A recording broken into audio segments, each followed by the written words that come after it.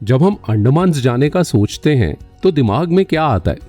नीला समंदर, सफेद बीचेस और वो रिमोट आइलैंड वाइब। एक ऐसी जगह जहां बस सुकून मिले। लेकिन मुझे यहां आके जो मिला वो किसी गाइड बुक में भी नहीं लिखा था। पत्थरों को चीरती हुई लहरें, इतिहास के पन्नों में छिपे राज और सफेद समुद्र तटों के कुछ अपने अनोखे साज। तो अगर आज आप अंडमान को सिर्फ एक बीच डेस्टिनेशन से थोड़ा ज्यादा समझने के लिए तैयार हैं, तो चलते हैं फिर।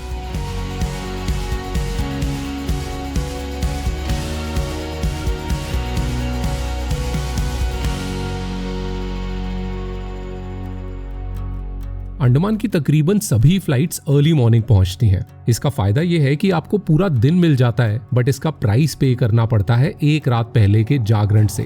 खैर, प्लान तो पहुंचते ही रेस्ट करने का था, लेकिन अपने होटल के पास के इन खाली भीगे हुए रास्तों ने थोड़ा सा बहला फुसला के मना ही लिया।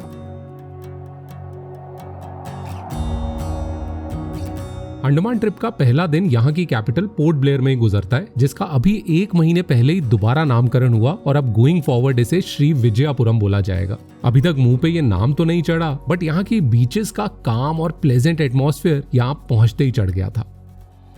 मेरे होटल से बस वॉकिंग डिस्टेंस पे ही थी कॉर्बिन्स कोव बीच। ये छोटी सी बीच वैसे तो जानी जाती है अपने ब्लू वाटर्स, व्हाइट सैंड्स और कुछ वाटर स्पोर्ट्स के लिए, लेकिन ये गहरे बादल जो अपने साथ हल्की ठंडी हवा लेके आए थे, वो काफी थी इस जगह और इस एटमॉस्फेयर में एक शांत सुबह बिताने के लिए।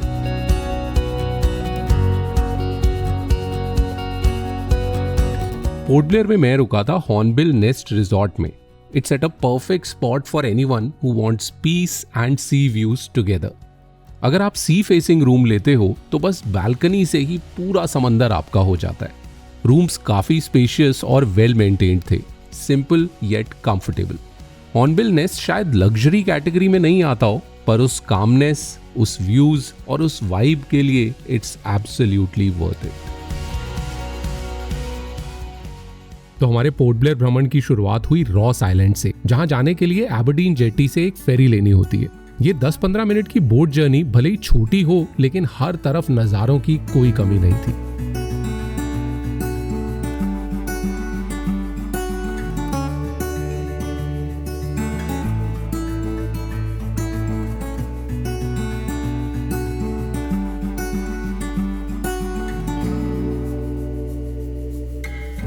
यहाँ का सिस्टम ऐसा है कि जो फेरी आपको ड्रॉप करती है वही वापस लेके जाती है। जनरली 1 से 1.5 घंटा मिलता है पूरे आइलैंड को एक्सप्लोर करने के लिए, जो मेरे हिसाब से थोड़ा कम है, स्पेशली उन लोगों के लिए जिन्हें नेचर और हिस्ट्री दोनों में इंटरेस्ट है। आइलैंड पहुंचते ही क्लियर हो जाता है कि इसे डियर आइलैंड क्यों बोला जाता है। एंट्रेंस से लेके आइलैंड के हर कोने तक यहाँ के ये परमानेंट रेजिडेंट्स आपके आसपास ही रहते हैं। एंड इवन दो ये बाकी जगहों के डियर्स की तरह उतने शाय नहीं है, बट प्लीज इंश्योर कि इनको कुछ भी पैकेज फूड ना दें and just let them be.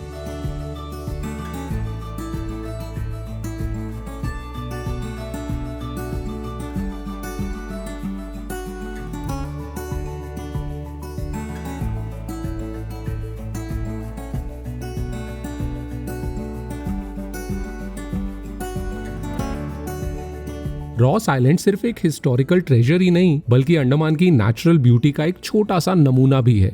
हिरन, मोर, ट्रॉपिकल फॉरेस्ट, पीपल की बेलों से ढके हुए खंडर, जिस तरफ भी चलते जाओ ये आइलैंड एक ओपन एयर म्यूजियम लगता है।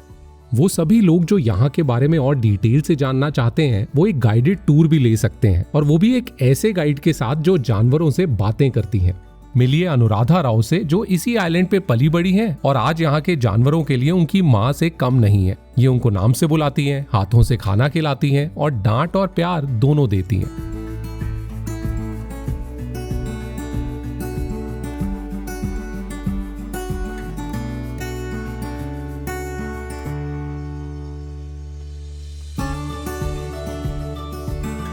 आज के टाइम पे पोर्ट ब्लेयर का सबसे पॉपुलर टूरिस्ट अट्रैक्शन है सेल्यूलर जेल, जो एक मेमोरियल है dedicated to the Indian freedom fighters.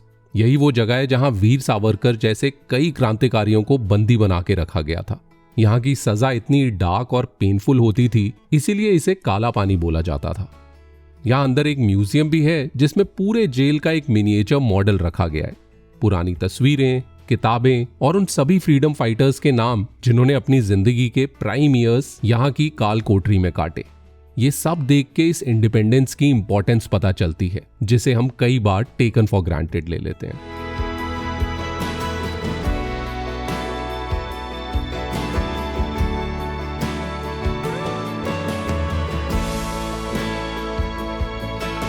Cellular jail visit का सबसे सिग्निफिकेंट पार्ट है यहाँ हर शाम होने वाला light and sound show. This vocal and enlightening presentation of the heroic freedom struggle literally transports you to one of the darkest phases of history. इसे shoot करने की परमिशन नहीं है और मेरी सबसे यही रिक्वेस्ट है कि इस एक्सपीरियंस को कैमरा से नहीं बल्कि अपनी सेंसेस से महसूस करें।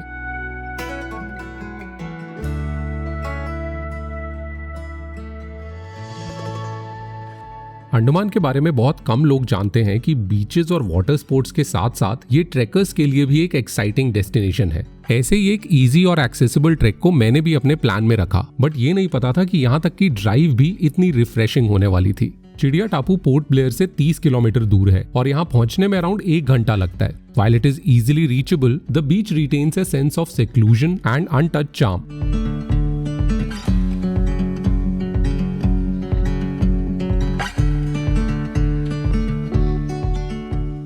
मैंने कहीं पढ़ा था कि मुंडा पहाड़ का मतलब है black mountain and it's inspired by the black cliffs that rise majestically near the beach. ये 1.5 किलोमीटर का ट्रैक काफी सिंपल ही है और ऊपर पहुंचने में करीब 45 मिनट लगते हैं। The track takes you through dense tropical forest, offering a chance to witness the rich flora and fauna of the region. As you reach, the panoramic views of the coastline and the vast expanse of the ocean gives you this breathtaking feel of reaching an edge of the island.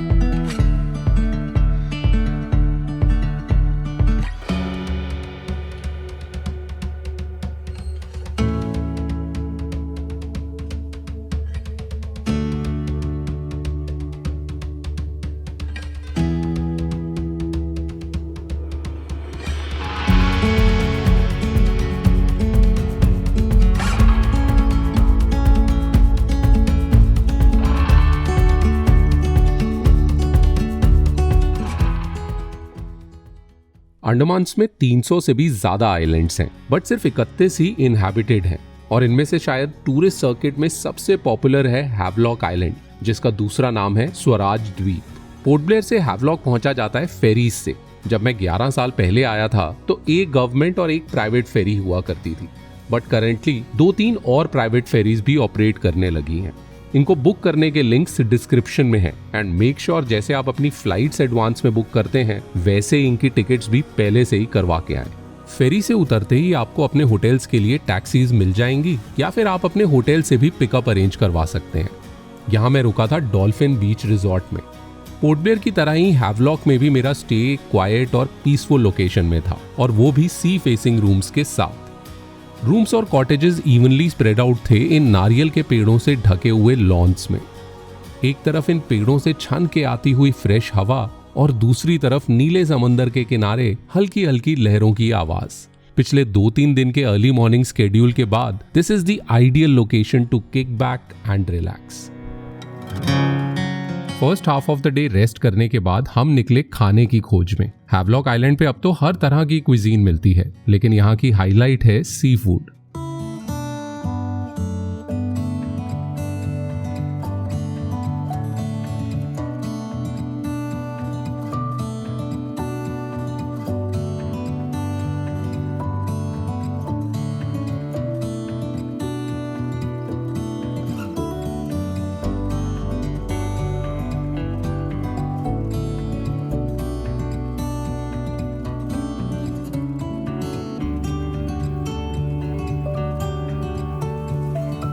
Majority of the tourist का अंडमान आने का main reason होता है Havelock आना, और Havelock आने का main reason है यहाँ की बीचेस।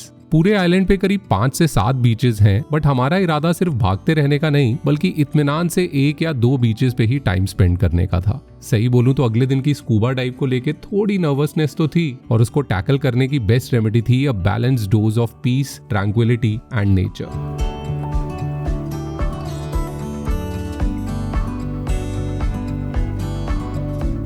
हैवलॉक आइलैंड रिनाउंड है अपनी स्पेक्टेक्युलर बीचेस के लिए. Some are ideal for swimming, some for water sports and some for sunrises and sunsets. But apparently इनमें से सबसे पॉपुलर है राधानगर बीच.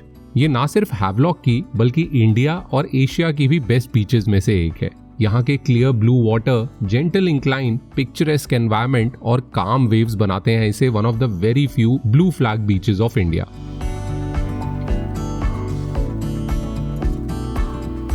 राधानगर में बीच के साथ साथ मेरा फेवरेट एक्सपीरियंस है to just walk through the forest that forms its backdrop. ये पूरी फॉरेस्ट ट्रेल में कुछ पगडंडियां ऑलरेडी बनी हुई हैं और कुछ जगह खुद से थोड़ा रास्ता बनाना पड़ता है. अब जा कहाँ रहा हूँ वो तो ओपनली डिस्क्लोज नहीं करूंगा, बट एक्सप्लोरर्स अपनी मंजिलें ढूंढ ही लेते हैं. इन हिडन इन प्लेन साइड पगडंडियों में चलने में एक अलग ही मजा, एक अलग ही सुकून था. सिर्फ लहरों और पत्तों की सरसराहट, ऊंचे पेड़ों को चीर के आती हुई धूप और बीच बीच में ये नेचुरल खिड़कियों से दिखता हुआ नीला समंदर. जहां भी जा रहा था मुझे पता था कि भीड़ भाड़ से दूर this scenic natural paradise is where my heart belongs.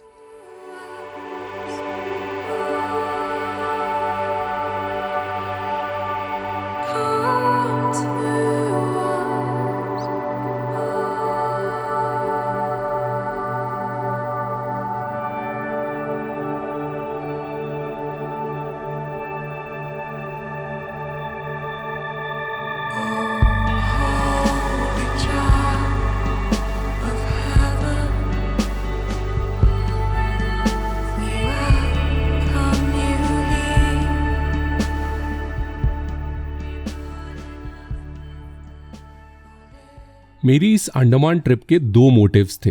पहला यहाँ की pristine beaches, crystal clear waters और laid back lush countryside में रिलैक्स करने का, और दूसरा समंदर के अंदर की दुनिया को अपनी पहली स्कूबा डाइव में और करीब से देखने का. हैवलॉक में स्कूबा अर्ली मॉर्निंग से लेके अराउंड शाम के 4 बजे तक होती है, बट एक्सपर्ट सजेस्ट करते हैं कि सुबह ही करनी चाहिए क्योंकि पानी काम होता है और विजिबिलिटी क्लियर.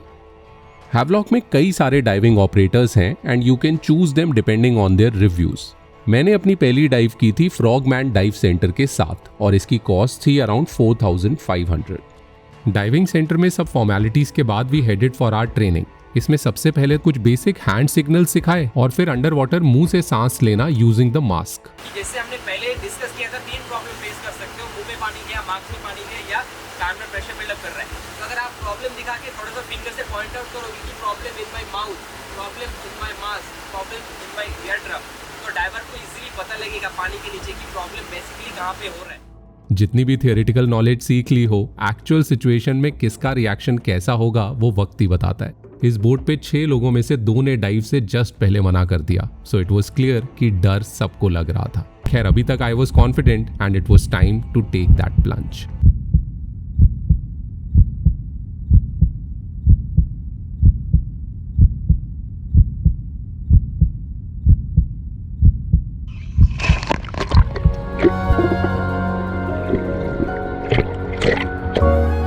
अंदर जाते ही शुरू के कुछ सेकंड्स तो कुछ समझ ही नहीं आया.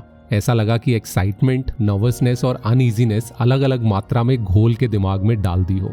बट फिर जब पहली बार 1-2 मीटर ही नीचे गया तो लगा कि it's different but manageable. I was still nervous but in a good way.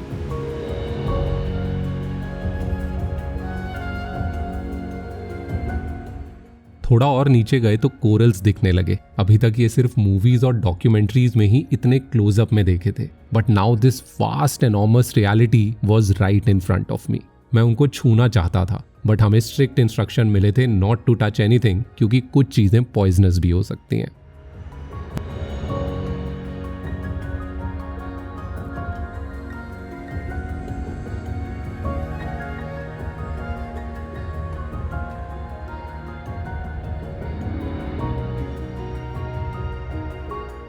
Even though अभी भी बीच बीच में ये सब थोड़ा ओवरवेलमिंग लग रहा था, I just took a break from all the thoughts in my head to admire the colourful world beneath us. At one point of time, we were almost touching the seabed. It felt like entering a different world altogether. A world which was present right below us, but we had no idea about. A world that is so rich and beautiful that God probably created water and covered it up to protect its treasures.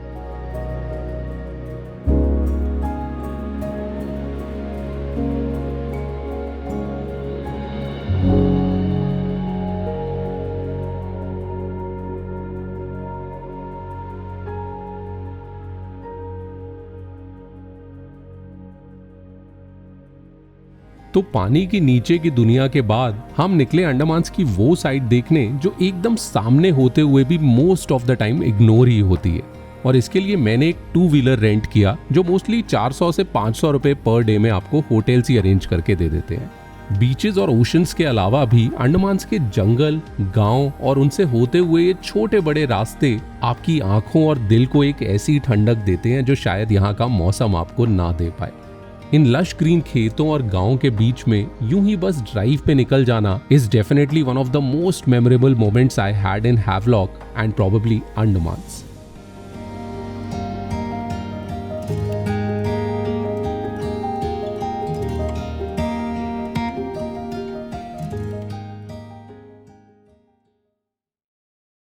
तो इस trip में port Blair और Havelock के बाद हमारी तीसरी destination थी नील island, जिसको अब शहीद द्वीप भी कहा जाता है।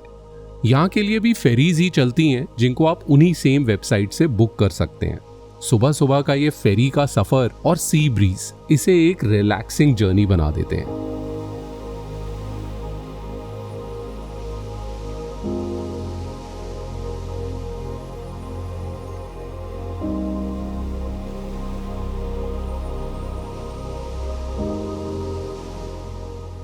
नील में हम रुके थे सैंडी रिज रिजॉर्ट में। यहाँ से सी व्यूज तो नहीं थे, लेकिन इन नारियल के पेड़ों के बीच में बने हुए ये कॉटेजेस का पीसफुल एटमॉस्फेयर, यहाँ के क्लीन और well furnished rooms make it a value for money option. Resort के पास ही घूमते हुए हमें दिखा ये सिंपल सा रोड साइड रेस्टोरेंट। अब भूख तो लगी हुई थी, क्योंकि फेरी राइड पे बैठने से पहले इट्स बेटर कि थोड़ा लाइट ही खाया जाए। तो बस यही मौका था पेट भर के एक अच्छा होमली लंच करने का।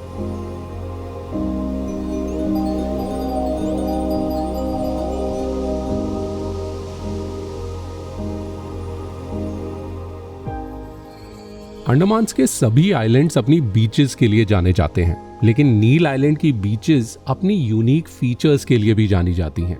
ऐसी ही एक बीच है लक्ष्मणपुर बीच नंबर 2। इस पे बना ये नेचुरल स्ट्रक्चर ना ही कोई पहाड़ है और ना ही कोई रॉक, ये एक कोरल है। ये नेचुरल आर्च एक्चुअली बना है डेड कोरल से। इनफैक्ट इसके आसपास ये जितनी भी जमीन है सब एक कोरल बेड ही है। वैसे तो ये नेचुरल कोरल ब्रिज के नाम से एक पॉपुलर टूरिस्ट डेस्टिनेशन है, बट सही में इस जगह की इंपॉर्टेंस समझने के लिए एक गाइड हायर करना बेटर है। इससे ना सिर्फ यहाँ की ब्यूटी को बल्कि अपने देश के इस यूनिक वंडर को भी और ज्यादा अप्रिशिएट कर पाएंगे। गाइड के चार्जेस और उनकी कॉन्टैक्ट डिटेल्स आपको डिस्क्रिप्शन में मिल जाएंगी। One man's pearl is another person's tumour, जो इतना हम लोग हीरे जवाहरात जिनको बोलते हैं और उसमें वो काउंट होता है, मदर पर्ल जिसको कह रहे हैं, एक्चुअली ट्यूमर है। नील आइलैंड की बीचेस के नाम उनके गांव पे रखे गए हैं, जैसे कि रामनगर बीच, लक्ष्मणपुर बीच, सीतापुर बीच और भरतपुर बीच। बट अपनी ट्रिप के आखिरी लेग पे एक जगह से दूसरी जगह भागने के बदले मैंने बस एक ही बीच चुनी, लक्ष्मणपुर बीच नंबर 1, और वो भी उसके यूनिक वी शेप के लिए। और सच बताऊं तो I was not at all disappointed. यहाँ सुबह सुबह आने की वजह से ऐसा लगा कि इस पूरे आइलैंड पे सिर्फ मैं ही हूँ और इसके टिप पे खड़े होके दूर दूर तक सिर्फ वास्ट एंडलेस सी देख रहा हूँ। This was one moment that was priceless.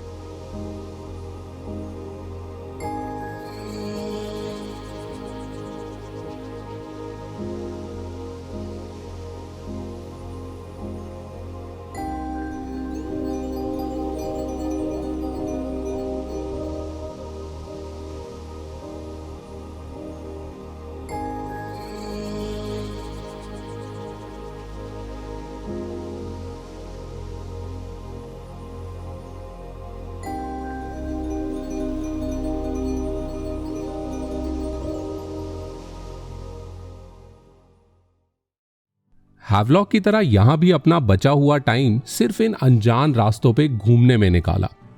कहीं जंगल, कहीं खेत, कहीं गांव और दूर से आती हुई लहरों की आवाज। This helped me slow down and look into places that we would otherwise miss.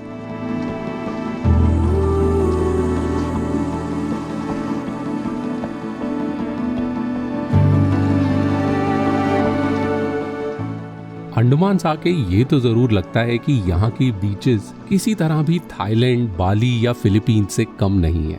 In fact कई जगह तो उनसे भी खूबसूरत। क्योंकि यहाँ अभी भी वो रॉ वर्जिन ब्यूटी जिंदा है। बट यहाँ की खूबसूरती सिर्फ समुंदर तक सीमित नहीं है, और जब आप इन सब चीजों को महसूस करने लगते हैं तब वो एहसास आपके अंदर हमेशा के लिए बस जाता है।